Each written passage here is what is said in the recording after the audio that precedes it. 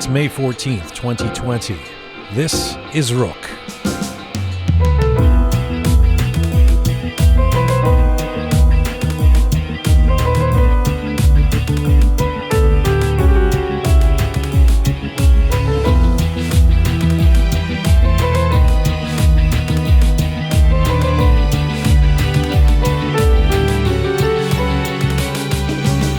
The Diaspora Diaries. Seems like almost every Persian has some kind of dramatic story of how they got where they are.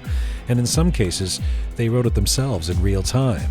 Shiva Negar started a diary, a Daftar Khatirat, as a little girl in Iran, carried it with her to Turkey, Canada, and now to Hollywood, where she's revisiting some of her early inscriptions to discover that dreams can come true. Today, Shiva is a rising star in American film and joins us from Los Angeles to shed light on a new confidence that's taken her to a starring role in a blockbuster. This is stories from, to, and about the Iranian diaspora. I'm Jian Ghomeshi. This is Roqe.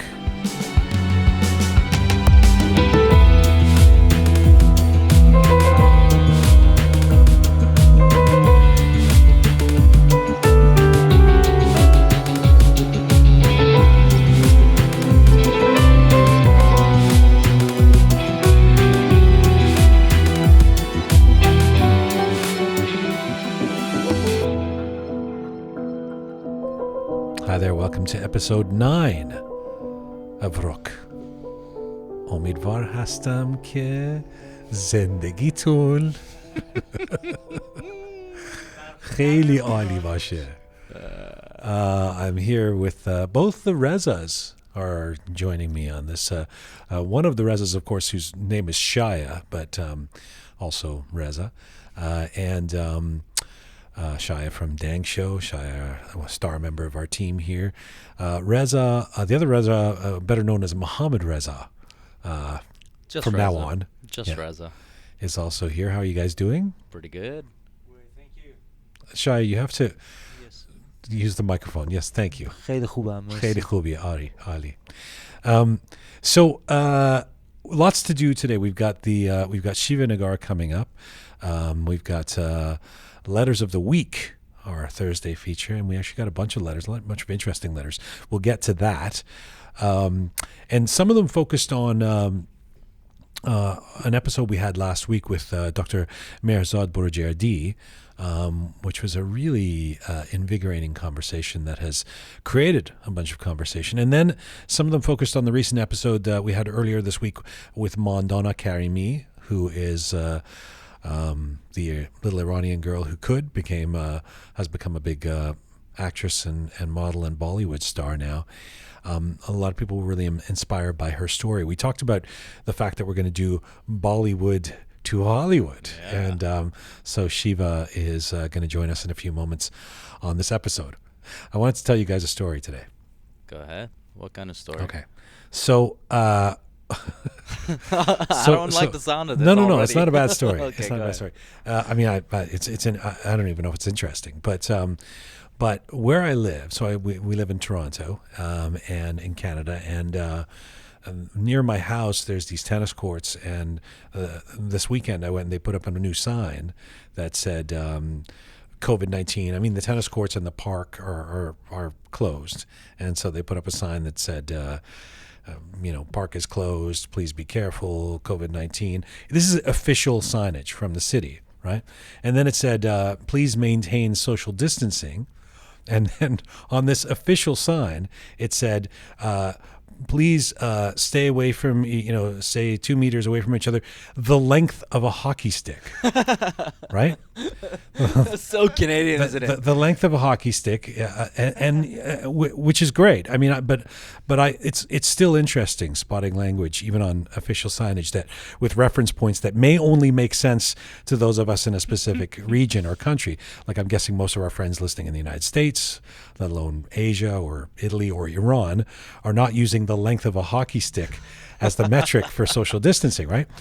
So, like as a Canadian, as somebody who has who played hockey for years as a kid, not very well, but road hockey I was good at. But then, and then I was just a big hockey fan. I've still got the posters. I've got all the cards. I mean, So for me, that's a great reference point. But then I was thinking about the Iranian side of me and of us. And I was, I was thinking, what would the sign need to say, like to telegraph to those in the community, right? Like what, to make sure that everyone understands what 2 meters is. I was trying to come up. So then, I was thinking like 4 servings of kubide, like I was just thinking that lined up. I was just thinking that, like for people to be able to understand, but please stand 4 kubides away from each other. 4 kubides away from each other. Or maybe like 6 aftabes. I mean, I'm trying to be helpful. Right? Yeah. I'm trying to think of ways to make sure that people understand what the 2 meters, the 6 feet, the social distancing. Aftabe wouldn't work. The only thing that Aftabe would contribute to this COVID-19 is when there was a shortage of toilet paper. That's right. And people could have. And it was an advantage for us. You're saying the Aftabe wouldn't work because there's different sizes, right? There's different sizes. There's no way to know. Yeah. This is my favorite part about this conversation is for the poor non-Iranians listening or non-Farsi speaking. It's a secret code. Once we get into Aftabe, it's really they can Google it. They can Google it. It's really not worth Googling, probably, or maybe it is. Maybe very helpful. Yeah, I think so too. Shaya, any suggestions for how you would tell people to stay, 2 meters apart in the Iranian diaspora? Actually, no. Thank you, Shaya. Actually, no. It was just an idea. Yeah. It was an idea. Or Sikh. Iranians know what Sikh is. Sikh is skewer. Actually, if you search Aftabe, he's just search Aftabe. What happens when you search Aftabe? You just get a bunch of pictures of Aftabe. That's it. But the Aftabe is they come in all kinds of shapes and sizes. Yeah. There's Aftabe Talo. Oh dear Lord. All right. Okay. Well, I didn't want to go. I didn't mean to actually descend into that humor, but I am trying to think of. I was thinking comical. The length of the hockey stick. So what's the equivalent for those of us who also have our Iranian side? What do we? I'm sure people will perhaps come up with a suggestion for that. So we'll get to letters. We'll get to letters later in the program, and we will also. Is our website up? Yes, our website. Yes, our website is up. Because I saw our website. I don't know if this was the official version, but there was a version that we put up that looks basically like the YouTube channel. Yeah. There's no reason for us to have a website so far. No, it's just exactly. We just took what was on the YouTube channel, and we created a website. So basically, people should just go to the YouTube channel for now. It's an ever-growing website, so it's evolving. But so far, it hasn't evolved at all. Yeah. But it's up. Okay, I can see Shai is still thinking about how to. Yes, Shai, go ahead. Actually, I did some research about Aftabe. Okay. Yeah, and I find a very interesting music video. Oh, really? It's about Aftabe. Gotta go. Number 2. How do we clean our butts? Don't worry. Okay. I have an idea. Just get this. What's that? It's cold and Aftabe. Wow, this is an ad for the Aftabe. Pretty much. Okay. Yes, actually, I think it came up after the crisis of paper toilet. Do we have? We haven't got Shiva on the line yet, have we? No, thankfully okay, yes. not. I'm glad to. Yeah, she's gonna wonder why she's come on this program. Okay, thank you very much, guys. I'm sure I led us down there that route, and my sincere apologies to anybody who's listening to that who didn't. Why am I apologizing? We're proud of our Aftabes, right? This is a very useful tool. Yeah, it's something that's useful, and also for social distancing, kubide is my best suggestion. When we talk about COVID, it might have started to feel a bit calmer now with this pandemic. But all joking aside, it's still raging of course, just somehow more normalized. Let's not forget, less than a month ago, everything felt more like the stuff of a Hollywood post-apocalyptic horror movie that had become frighteningly all too real. Well, for people of Iranian descent inside and outside of the homeland, you might say life has been quite a movie scene for several decades now. From the revolution to the 8 years of war to the ongoing economic crises to clashes in the streets, the loss of lives, social repression, cultural eradications, plane shootings. It all seems like a never-ending nightmare movie. And so, again, how do people in the Iranian diaspora find a way to success in the midst of trauma, distress, and rejection? Well, my guest today not only lived the life of an Iranian, quote unquote, but has also played the role a few times as an actor. Quite recently, you've likely seen her on your screens in the blockbuster movie American Assassin as Annika, an Iranian-Turkish double agent. Shiva Negar is an Iranian-Canadian actress and model born in Iran, raised in Turkey and then Canada, and now in Los Angeles. Shiva started her career as a child performer, and after overcoming myriad challenges, paved her way into the acting industry of North America. Some of Shiva's significant credits include that action thriller American Assassin, as well as the feature film Becoming Burlesque, in which she starred, and television shows such as My Babysitter's a Vampire, The Art of More, and Hudson and Rex. Shiva Negar joins me from Los Angeles, California right now. Hi, Shiva. Hi. Hi. Thanks for having me. This is fun. It's great to have you on the program. Thanks for doing this. Yes, of course. The obligatory opening question, what's life? What's the new normal for you now? What's going on in Hollywood and the acting industry now that the world pretty much has hit pause? Oh, wow. Yeah. Where do I start? I think that one good thing with our industry is that it sort of forces you to adapt to a lot of things and a lot of situations because a lot of things are not in your control, especially as a performer. And when you're just waiting for projects to come and you're just waiting on other people, you sort of have to be fluid and just go with what comes at you. And there are a lot of surprises in the industry. So this is just another part of it. And let's not forget obviously the unfortunate parts and, people losing loved ones and the tragic events. But at the same time, if you are living and breathing on this earth still, I think it's a good chance for self-care. And I'm basically touching up on some skills that I wanted to learn. And I always was such a big procrastinator because I would get too busy and there's always something that you want to get done. So I'm writing and I'm continuing to write because I've been meaning to finish this script that I'm writing. So this has been a good time for me to just slow down in such a fast-paced world that we live in, especially in North America, and get caught up in some of the things that I've been meaning to do. I want to get to your story, but just stick with Hollywood for a second. Just out of curiosity, has the culture of Hollywood changed? I can't imagine. People can't be going on auditions. There's no films or TV shows being made. So what kind of conversations do you have with your agent or your fellow actors? The entire thing has come to a halt right now, obviously, and you can't even go in the rooms. Luckily, we rely on a lot of self-taping, and that's been the thing recently anyway, thanks to technology. And back in the days, everything was in the room. So all the casting directors would be having sessions, and they still do, but, they were relying, I would say, about 70% on self-tapes because people could be all over the world and putting themselves on tape and sending the auditions. So they're still casting for movies right now?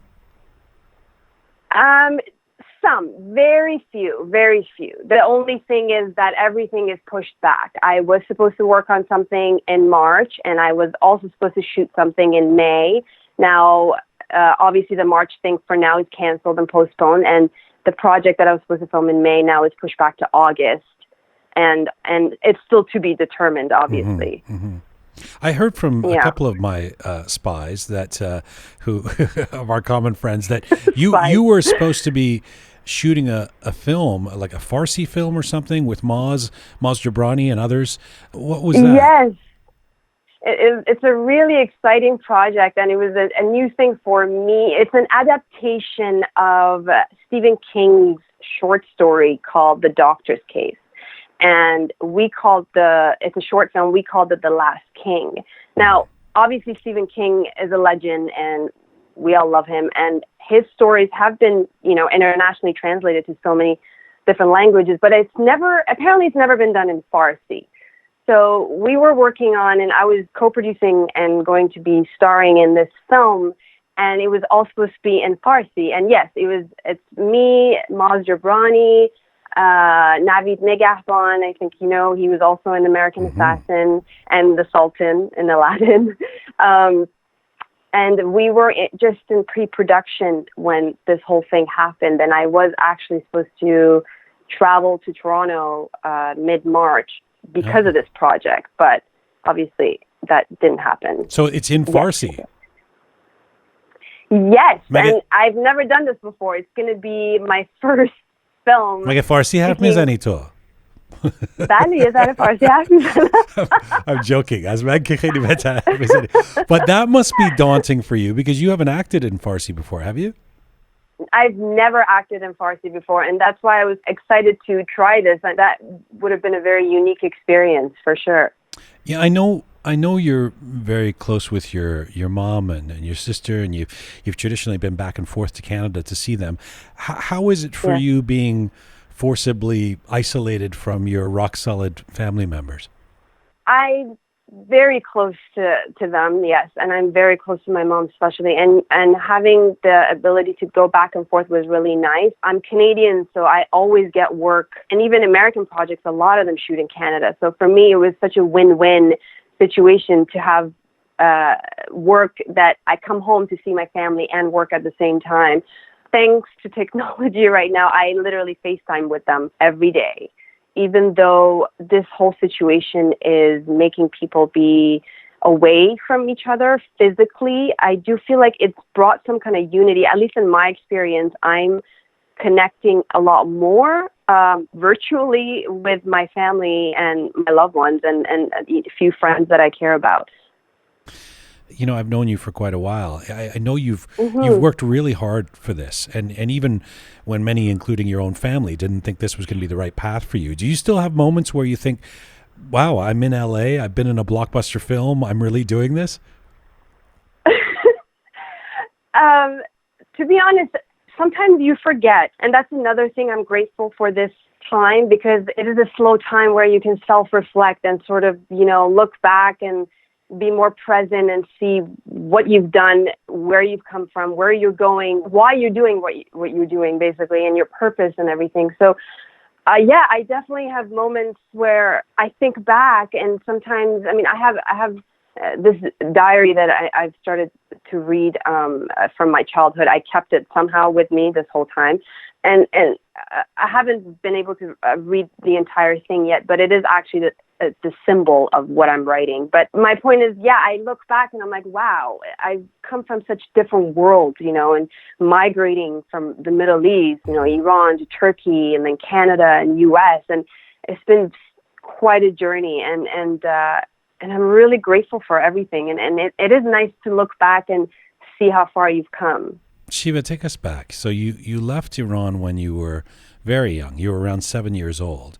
What do you remember from that time? What were you writing in that diary in those early years? I had this diary that's called Daftar Khatarat in Farsi.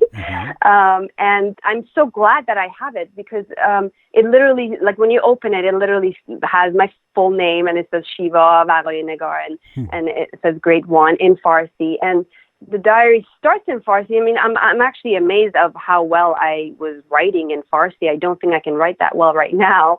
It starts out Farsi, and then near the middle of it, it starts changing to Turkish, because we migrated to Turkey, and we were in Istanbul for about 4.5 years.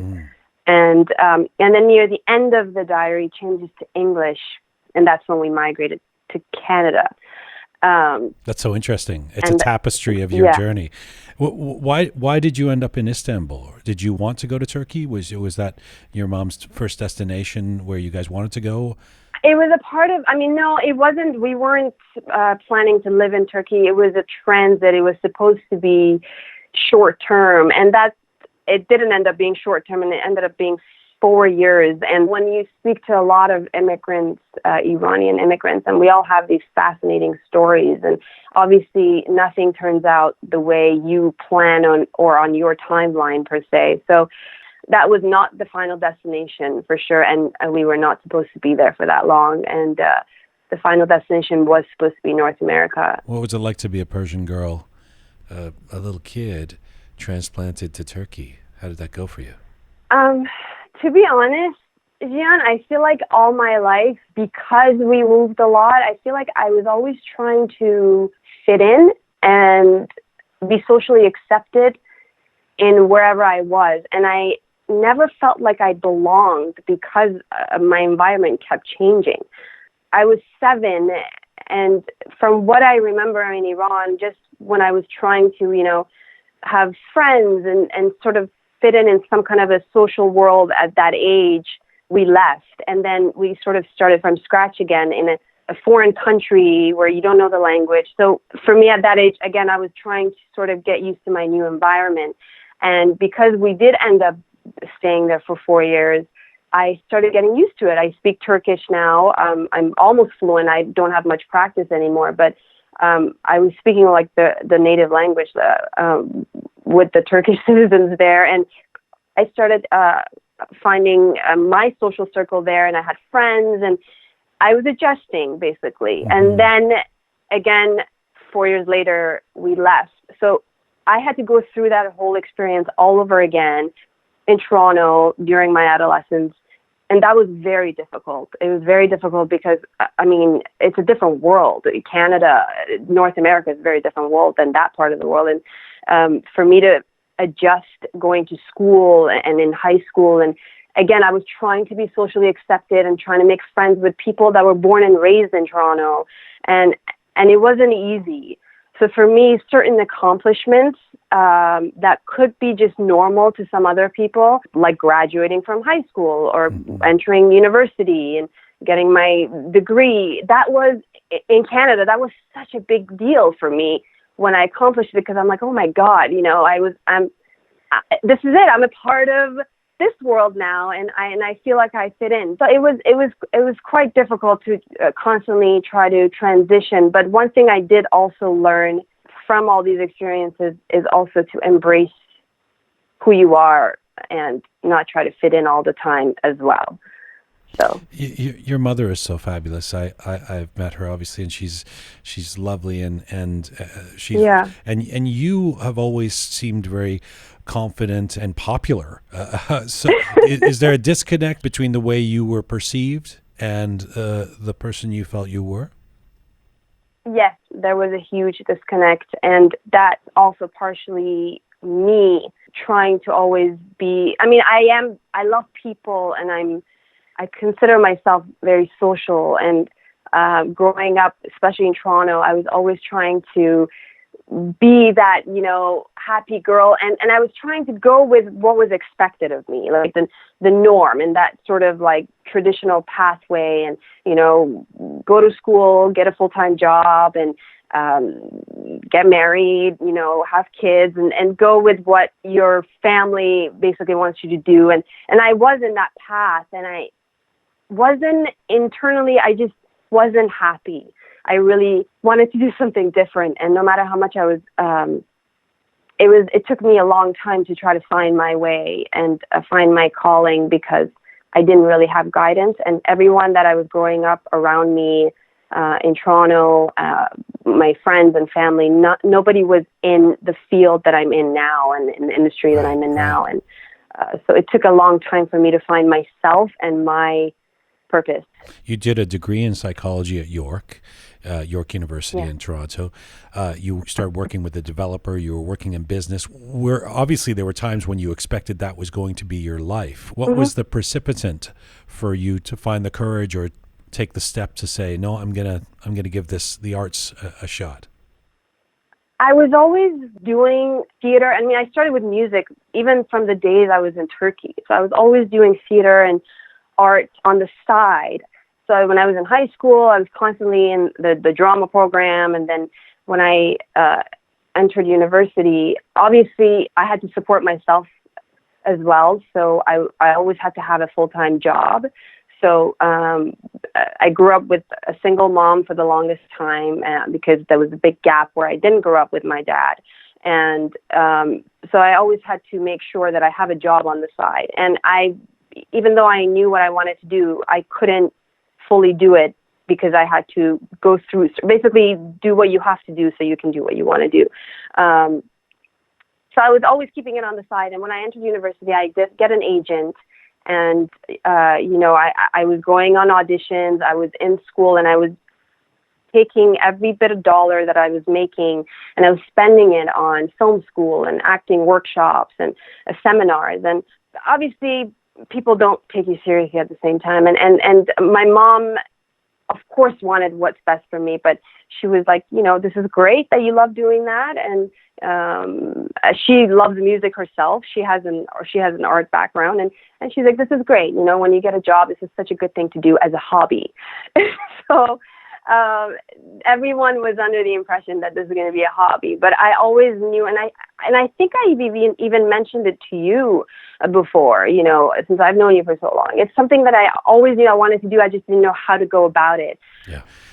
I know you've talked about how your mother is really important to you and you look up to her. How hard was it to not have her approval at first, to be wanting to 100% pursue acting? It was and really, part of the reason I ask, by the way, is go ahead. because your story is not, there's probably untold amounts of Iranian, especially young people who would be listening to this, knowing what it's like to be in that position where you feel the pressure from your parents to, a job that's considered more dorast hesabi, in our culture, right? Yeah, I mean, it was really difficult and to have to battle against that. And another reason why I kept going, I mean, I wanted to take fine arts in school to begin with, and I didn't. I took psychology because of everything that I was being told, by my family.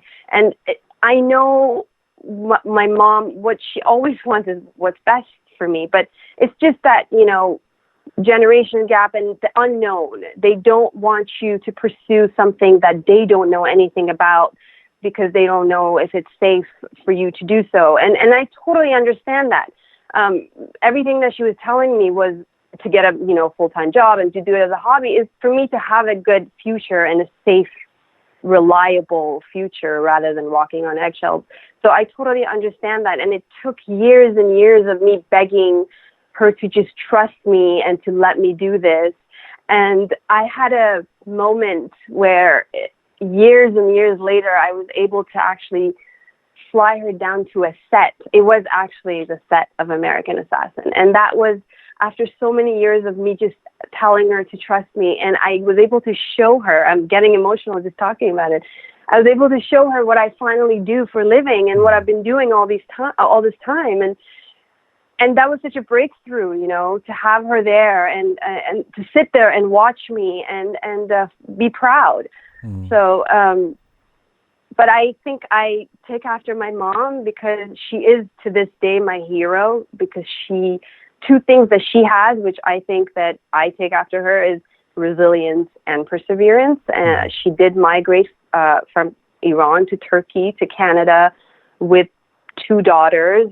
And I, not even half as strong as she is. I mean, I traveled from Canada to U.S., so if she was able to do what she did with 2 daughters, I think I can handle moving from Toronto to Los Angeles. In that middle period where you were, you're doing the psychology degree, or you're working in jobs, and you haven't quite taken the 100% step to pursue acting, was some of your own trepidation?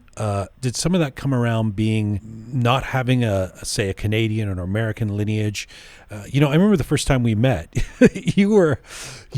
This was like, I don't know, 15 years ago, a long time ago. You were interviewing me at a Nowruz event. We were both at this Nowruz event, and you were working for like this Iranian TV station or something, and so I always thought of you as very Iranian, because that was my first time I'd seen you. You were like this Irani girl, speaking Farsi, interviewing me at a Nowruz event. with very broken Farsi. So did you think I'm Iranian? I'm a Middle Eastern person. How am I ever going to, be Jodie Foster or Charlize Theron?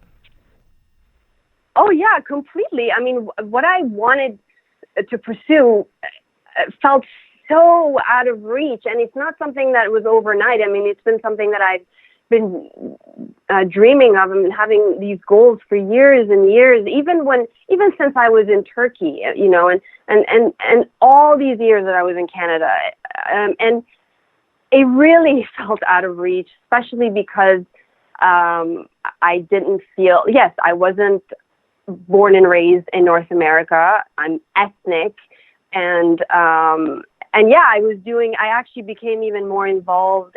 There's a big Persian community, obviously, in Toronto, and my Farsi got better, actually, when we moved to Toronto than when we were in Turkey because of this huge Iranian population in Toronto. And I made a lot of Persian friends, and, one thing led to another, and I did the interviews, and I did some show that was on satellite, and I did a film with Andy, which was my very first feature film called Lost Journey, right, starring Reza Sholeh as well. But I had to fight against that a lot, especially because the world was very different when I was starting, and right now there's more involvement of ethnic or ethnically ambiguous actors and performance, and I think Hollywood has become a lot more welcoming. I was going to ask you whether you feel now the Middle Eastern background is there's a bit of I feel like it's a myth that that's propagated upon immigrant people now, like, oh, you have it easy because you're ethnic, because everybody wants ethnic casting now. Do you feel like it's actually helpful now, or is it just not as problematic to be Middle Eastern background? No, I don't think it's helpful. I do think that the industry still has a long way to go. I really do. Because even though I really love the fact that some projects, especially films, take more chances to showcase diversity, there's still a lot of TV that it's still, playing it safe and sort of not going to the gray area and just sticking with what's safe. So I do think they still have a long way to go, but yeah, at least now it's normal. It's very normal, and there's definitely a lot more opportunities. There's a lot more, like when you look at breakdowns, when you get scripts and things, and there are a lot more character breakdowns that are not just plain American or plain Canadian, and they are looking for that diversity and the ethnicity. So it's at least that's a great thing. Yes. Let me ask you about American Assassin. This is among the work you've done. This is a big film, a big box office film. Michael Keaton, it's got a big cast. Mm-hmm. How does Shiva Negar? And by the way, you don't have some sort of side role in this. You're a major character in this film. How did you get this role? Yeah, I was sent the script through my manager here, so I read the script. I reached out to my manager right away, and I'm like, I have to take for this. The casting director was in London, and the director lived in New York, and I was in Los Angeles at the time. And I had actually it was only a year into me moving to Los Angeles. And so I reached out to my manager, and I'm like, I have to do this. This is me. I have to take for this, and I have to, show that this character exists in real life, because obviously it's a fictional character. I tested for it. I put myself on tape. I sent in the audition. Then I basically got a call back where the director wanted to meet me. So I Skyped with the director, and we spoke a lot about the character and the storyline. And then I met with the producers and the executive team at the CBS Films, and it just one thing led to another. And they offered me the role, and it was one of the most amazing experiences I've had to this day in my career. It is almost like it was written for you. it's an Iranian Turkish character. Although, yeah, I don't know if you're a spy, if you've grown up a spy, but you got the Iranian Turkish part. You play this spy but this is also arguably, Shiva, it's a very American blockbuster movie. You've developed this fan base now in Iran. What was the reaction of the Iranian community to this role? Yeah, it's definitely a blockbuster American movie, and to be honest, we had to speak about some parts. I mean, luckily I had room to work on some of the dialect and some parts of the script, because even though it's not based on any facts and it's just fictional, it's based on a series of novels actually, but it does touch up on some political or social issues that could be relatable in a way, and I wanted to make sure that this doesn't bother anybody in any way, because at the end of the day, it's just an action thriller movie. And I want to say, once the film reached internationally to all the other countries in Iran, I want to say 90% was very well taken. But then there was a 10% that I guess misinterpreted, and I did get some hate mail, I'm not going to lie. And I actually received some messages saying, "Oh, you're a traitor and you're betraying your country." And so I did have some negative, but I mean, that's a given. As an artist, you can't please everyone, and everyone misinterprets or interprets things differently. And so I had my share of a little bit of a hate. And how did that feel? How did you deal with that? As an artist, you're putting yourself out there in everything, and this is not the only project that this happened. Now, obviously, this was a little related to Iran, because there is a part of the plot. You know, there are some Iranian actors, including me and Navi Negahlon. So, but even with Becoming Burlesque and other films, you know, you putting yourself out there, and you have to be able to take constructive criticism. And I really like to believe that I've become resilient enough when it comes to that, because it really is field of rejection and vulnerability when you're an artist, and you're opening yourself up to the world size. With that said, you know, and everybody needs to eat and do gigs. Do you worry about roles that can underscore stereotypes or negative images of Iranians? This is something that Maz has talked about as well. We talked about Maz Jabrani. So if your manager called you tomorrow and said, "Listen, I've got a massive gig for you, big film for you. You're going to be the co-star of it, but you have to play an Iranian terrorist." What? How do you react to that? Oh, wow. Good question. Luckily, I mean, it's up to me whether I try to play roles that, and I feel like this was a part of my purpose. And even starting out, it took a lot of years for me to fight against this, for people to take me seriously. But I'm actually determined, and I feel like I'm at a place where I can decide what story I want to tell and what characters I want to play. And I have become, I mean, when you're first starting out, you're limited in a way, because you're working your way up and you're trying to build your resume and get out there. And but I have become more selective, and to be honest, I'm focusing more on empowering stories and empowering female stories. And I want every project that I work on to be more of the voice of women who can't have a voice, especially from the Middle East and that part of the world that I come from. And I'm focusing more on that. So if I'm supposed to play an Iranian terrorist, I don't know. I'm going to have to think about that. It would depend on a lot of, you know, the character development and what the backstory is. But my focus mainly is to tell inspiring, heroic stories of females around the world who are like my mom, or who are immigrants and refugees and single moms and young girls with big dreams. So those are the people that I want to tell their stories of. How much of yourself do you put into these roles, whether it's becoming burlesque or in American Assassin? I had read that, maybe I saw an interview with you where you said you did a lot of the stunts yourself. When he's trying to drown you in the bathtub and all of that. Spoiler alert, But there's a scene where, for example, you have a gun pointed at Navid, who's playing the foreign minister Behruz, and Yes. I was thinking about you in that moment. I mean, your eyes and the anger in your facial expression, it feels very real. Tell me about when you shoot a scene like that and how it feels to be holding a gun at someone who symbolically in the movie has taken your family from you and represents the Iranian state, Yeah.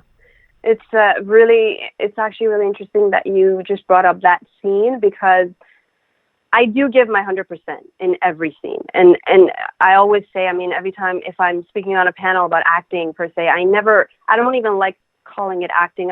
I'll call it being. Because if you're not being in that moment, and if you're not giving your 100%, then it's not authentic. And the camera can see through. And you just mentioned my eyes. The camera sees everything, and you really have to get yourself there. Now, it could be very frustrating and it could be exhausting to get yourself there. But that scene actually, and because the director, Michael Cuesta, does have an idea of my life story, a little bit of my background and my upbringing and my immigration, and he did actually come up to me right before that scene. Now the scene is really short when you watch it, but it was a much longer scene where I'm pointing the gun at someone who has killed my family. And he told me, and he's like, Shiva, if there's one part where I do want you to go there, it's now. And I said, okay, and no problem. And the same thing with the bathtub too. And yes, I did. I want to say 90%. There was only one move they didn't let me do, but I did most of my stunts, and I really took myself there. And yes, it can be exhausting to really emotionally get to those layers, and I have a lot of layers.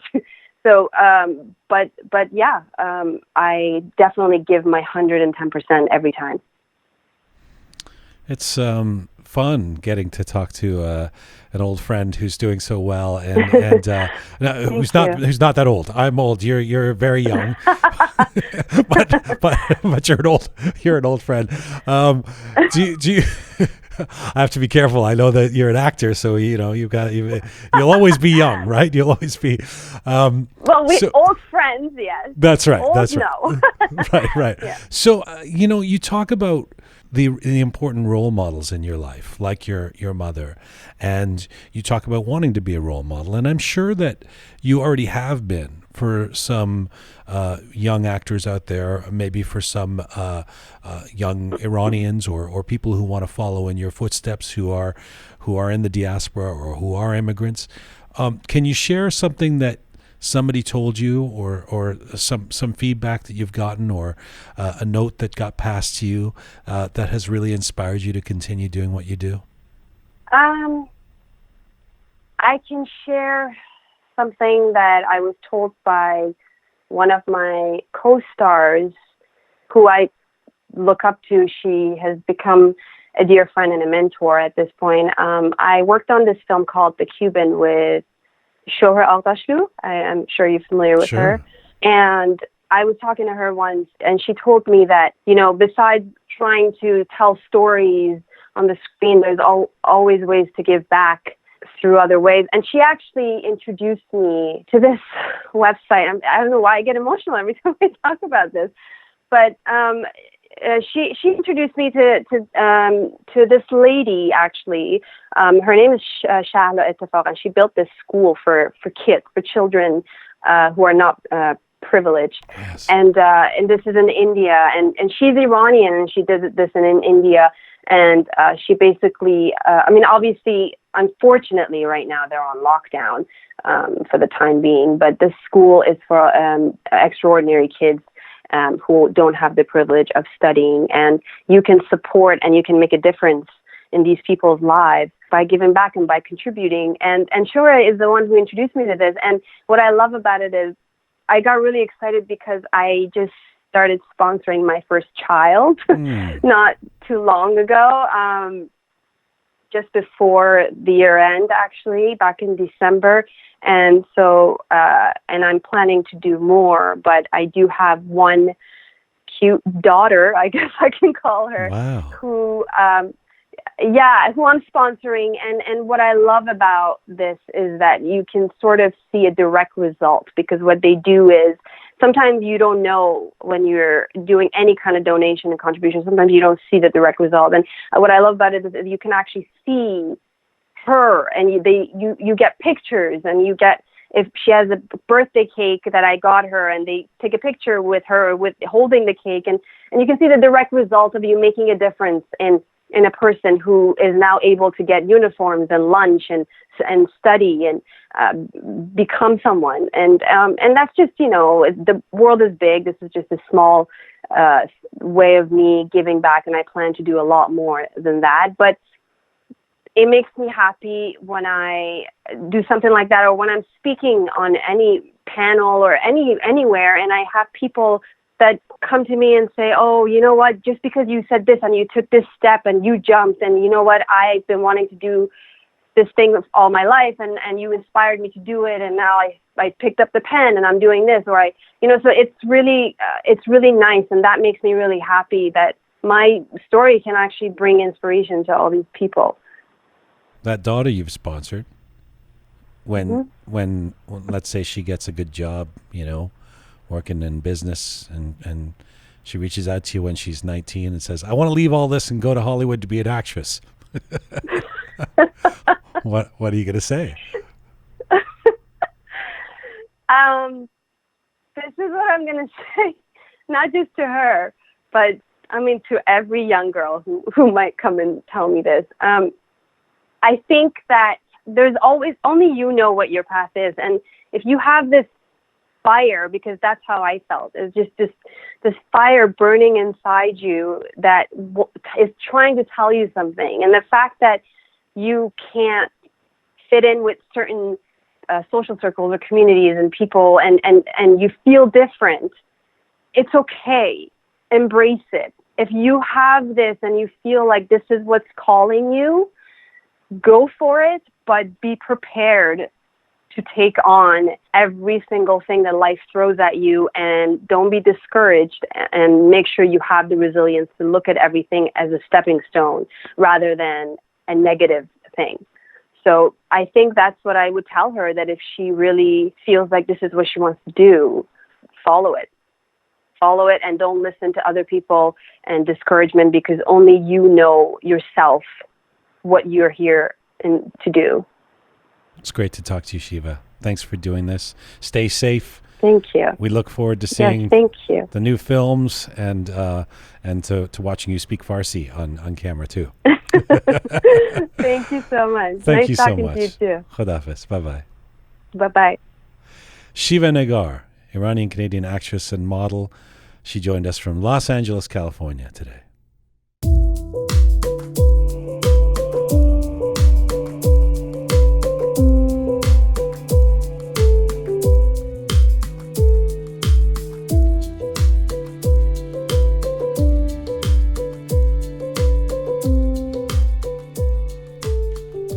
That was really good, getting to talk to Shiva. Yeah. It's the middle music. This music was we weren't planning on using this. Now it's it's like our theme music. This was just like a little side thing we did. This music, of course, also represents the letters of the week. Dear Shaya and Reza, Shaya and Mohammed Reza. Just Reza. Mohammed Shaya and Mohammed Reza.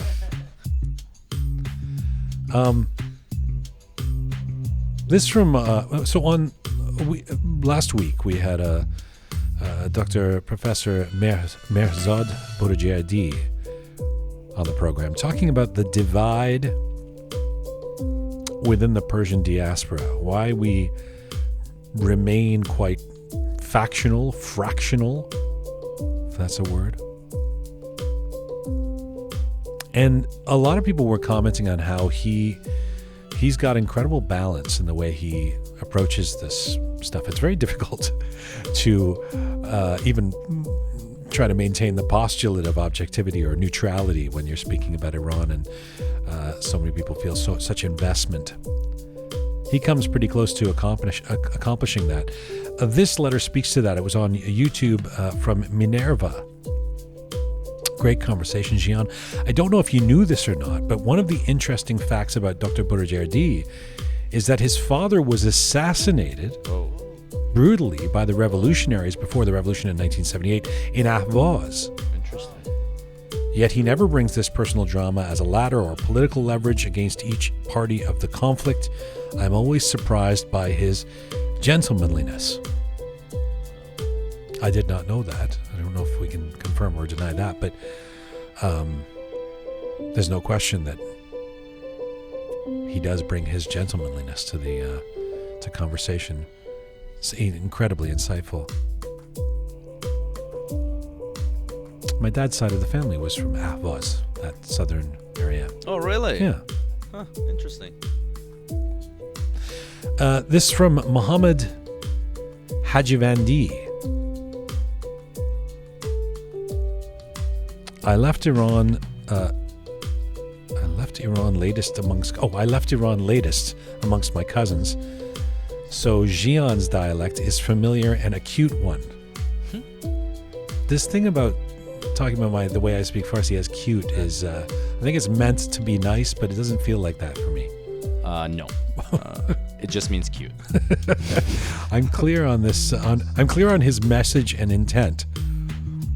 But I like that his Persian is not shrouded by Persian sophistry. Well, that's true. That's probably because I don't know the big words. I also loved the out-of-sync contributions of Sarah. Sarah made an appearance. She's usually at home. She works from the house, helping us out with social media.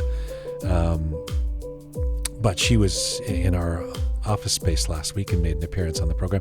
He says, bold and shy, a strength among Iranians. I envy the resolve of Iranian women. Sarah's chaos is an Iranian trait. Holy. And living, he's really deconstructed. Poor Sarah's, Right? She was like on the phone with us, just like outside trying to like do a bunch of things at the same time. I'm not sure that she really is that chaotic, but Muhammad has taken a lot of that and projected that onto the Iranian identity, but he means it as a good thing. He says this is an Iranian trait, and living far away from the Iranian community, I find it endearing and hopeful. So thank you for that, Mohammed Hajivandi. What an interesting letter. Also, he spells Jian with an X, X-I-A-N. That's cool. That's kind of cool, yeah. If I were to start all over again. Desperately try to rebrand, which is sadly impossible at this point. I could be some sort of philosopher with an X. I am Jian. Then, this one as well. This is from Minu Farhan, who says, I listened to this interview with Dr. Bourdieu and enjoyed it. Muafaq Bashi, the music was perfect. So a lot of people like that music. That was a Shia selection. Eat on. Yep. Then from episode 8 with Mandana Karimi, Ali Zakir says, amazing woman with a big heart and great achievements. I wish her the best on her future accomplishments. This from so Mandana spoke about the fact that she still, until recently, had an Iranian passport, even though she's a Bollywood star. She's living in Mumbai. She's an actress. She's an international model. And that this Iranian passport meant so much to her, but has caused her a lot of trouble. So this from Amir Nikdel, who says, you say having an Iranian passport is a problem, but I've been in Canada since I was 12. I don't even have an Iranian passport anymore, but I still get shit in the airport when I go to the USA, even though I have a Canadian passport, all because the passport says the country I was born in is Iran. And the reality of... Yeah, a lot of people face the same problem crossing the border. There's not much you can do about that. Yeah.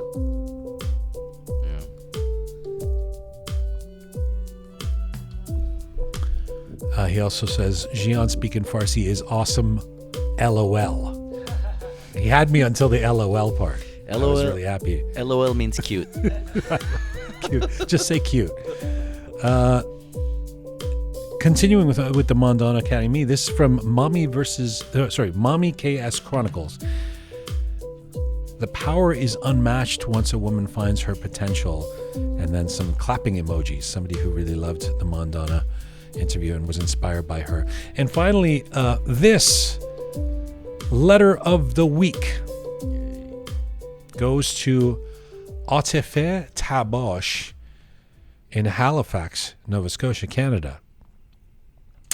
Atefe says, I just listened to this interview during my exercise. I like that. That's good that people are exercising and listening. I appreciate that. I'm very emotional and I'm crying a lot, not because the interview was sad or anything, but as a girl growing up in Iran and living through all of those pressures and seeing all those dreams get buried, it's extremely inspiring seeing a girl pursuing her dreams. That's a beautiful letter and a powerful one, and it's an honor that there's this platform here where you can hear a Mondana speak and feel that way. Atefe Tabosh in Halifax, you have the letter of the week. Thank you.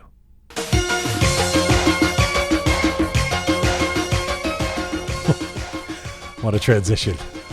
Nothing but pros here. This is Full Time for Roqe.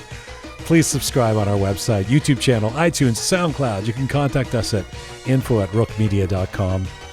Yes, we're going out on a little Iranian LA pop from the 1980s in Shiva's honor. This is Atish, featuring Andy, Kuros, Shahram Shapare, Shohre,